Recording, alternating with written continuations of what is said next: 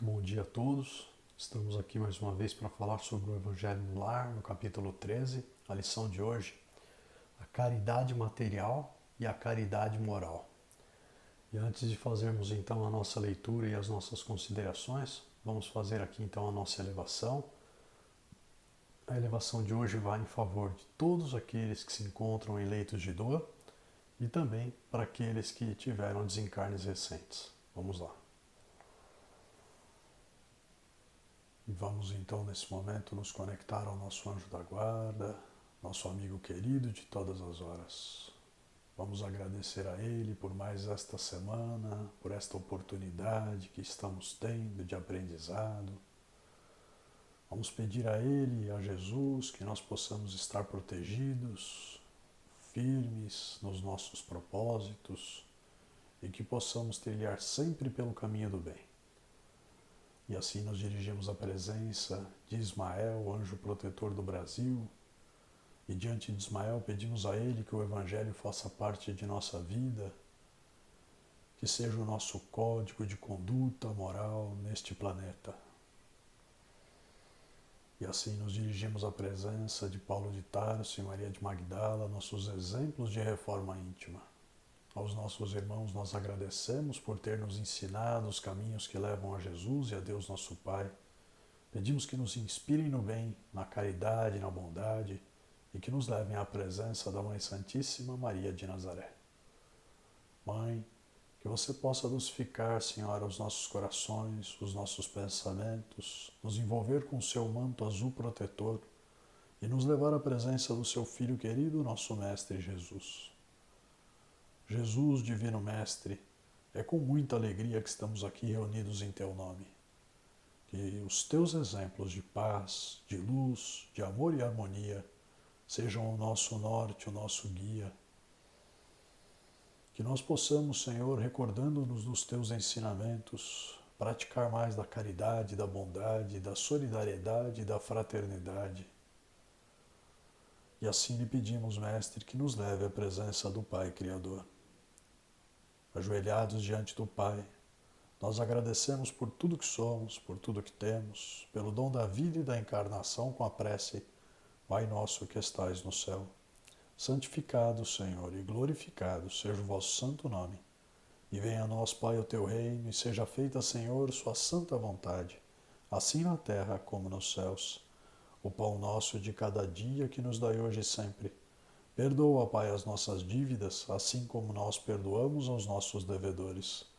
E não nos deixeis, Senhor, cairmos em tentação, mas livra-nos, Pai, de todo o mal, porque vosso é o reino, o poder e a glória por toda a eternidade, Senhor. E nesse momento, agradecidos que estamos a Deus nosso Pai, a Jesus e a espiritualidade maior, vamos pedindo que muita luz, muita paz, muito amor invada o coração daqueles que sofrem em leitos de dor. Que os nossos irmãos que se encontram adoentados, acamados, sofrendo, possam receber essas luzes do mais alto, que estas luzes possam fortalecer-lhes na fé, revigorar-lhes os corpos para que possam voltar ao convívio familiar, se assim for da permissão do Pai Criador. Para aqueles, Senhor, que estiverem desencarnando e retornando ao plano espiritual, por acréscimo de Tua misericórdia nós lhe pedimos que sejam todos encaminhados para colônias de refazimento e de regeneração, onde possam se fortalecer para novas provações na carne. Graças a Deus e graças a Jesus. Então, a lição de hoje do Evangelho é a caridade material e a caridade moral. Diz o seguinte: amemo-nos uns aos outros e façamos a outrem o que quereríamos que nos fosse feito. Toda religião, toda moral se encontram encerradas nesses dois preceitos. Se fossem seguidos nesse mundo, seríeis todos perfeitos.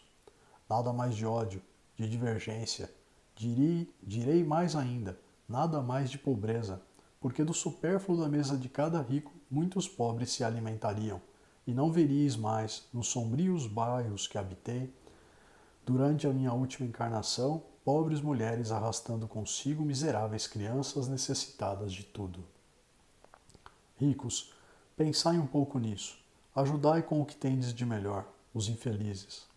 Dai, porque Deus vos retribuirá um dia o bem que houverdes feito para que encontreis, ao sair do vosso envoltório terrestre, um cortejo de espíritos reconhecidos que vos receberão no limiar de um mundo mais feliz. Se pudesseis saber a alegria que experimentei em reencontrar aqui aqueles a quem pude beneficiar em minha última vida.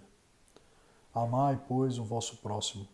O amai como a vós mesmos, porque, o sabeis agora, esse infeliz que repelis talvez seja um irmão, um pai, um amigo que afastais para longe de vós.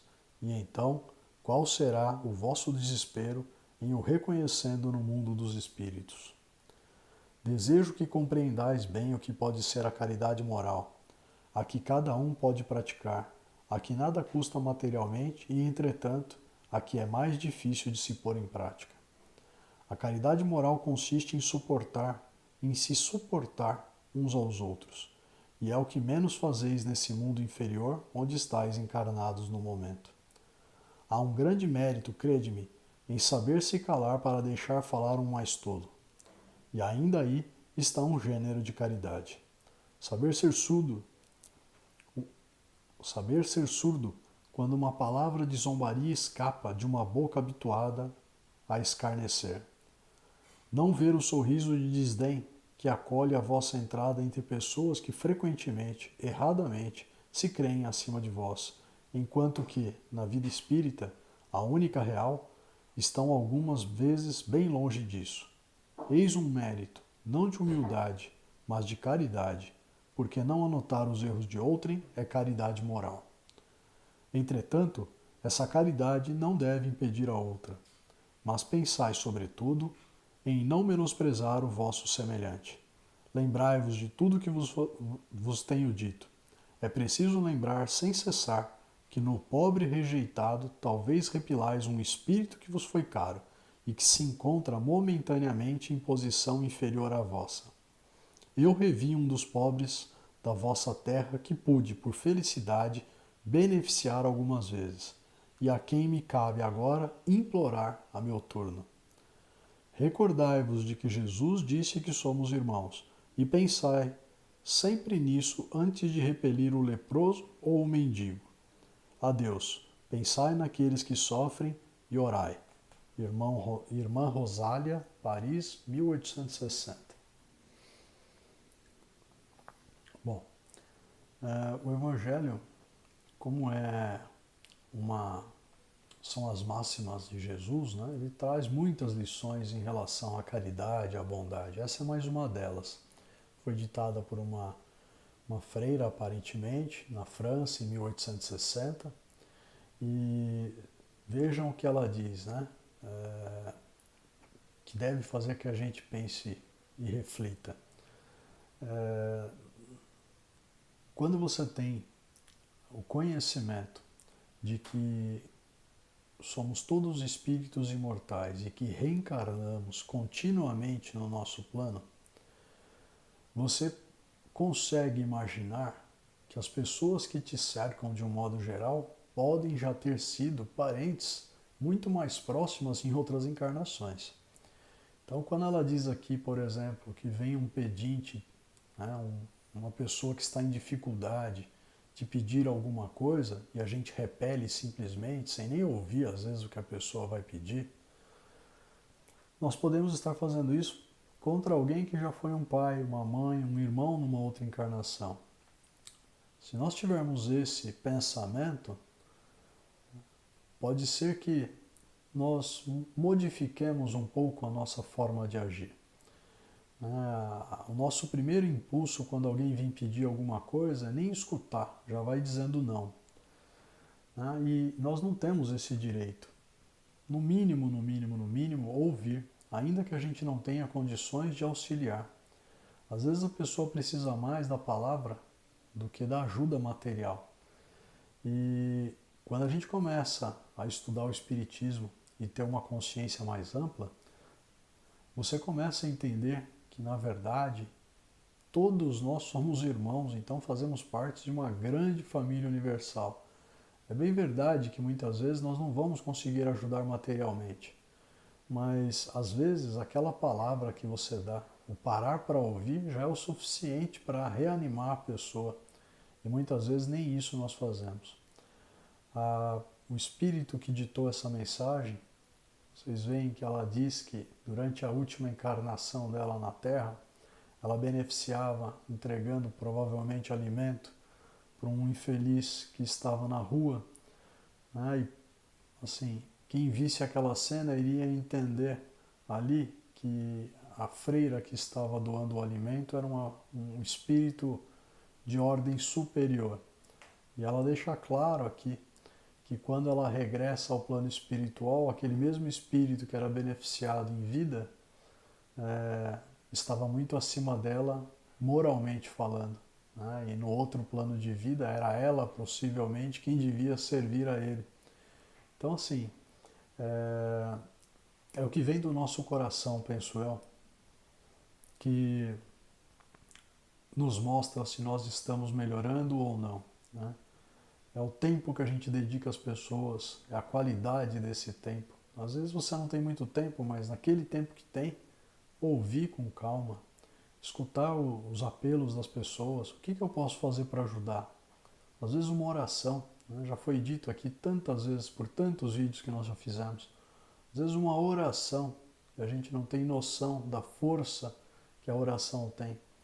Né? Se todo mundo soubesse a força do pensamento, quando começasse a pensar alguma coisa errada, já cortaria de imediato.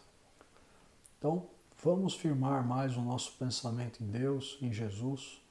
Vamos procurar caminhar com eles mais vezes ao longo da nossa semana, para que a nossa vida comece realmente a trilhar no rumo certo e que a gente tenha condições de despejar esses bálsamos, né, de alívio para as dores alheias. Então, caridade, bondade, humildade acima de tudo. Sejamos bons e lembremos sempre o que seria amar ao próximo.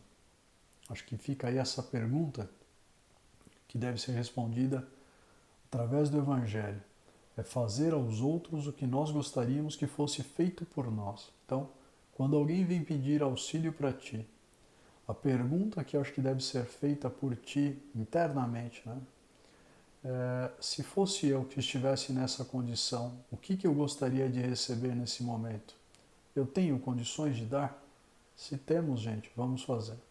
Não temos condições de fazer aquilo?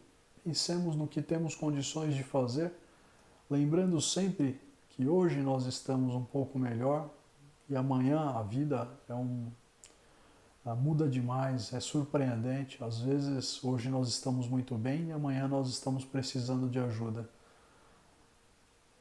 E o Evangelho é claro, né, no sentido de que é dando que se recebe. Nós só estaremos aptos a receber pela bondade de Deus em retribuição ao que fizermos. Essa vida é causa e efeito. Você faz e recebe em troca aquilo que você dá. É óbvio que a gente não deve fazer as coisas pensando no que a gente deve receber, mas isso deve nortear a nossa vida. É praticar o bem para que o bem nos rodeie e não nos tornarmos indiferentes às dores alheias, porque no dia de amanhã as pessoas podem ficar indiferentes às nossas dores. Então, acho que é um pouco disso. Tenham todos uma ótima semana, estejam todos na paz de Deus e de Jesus. Graças a Deus.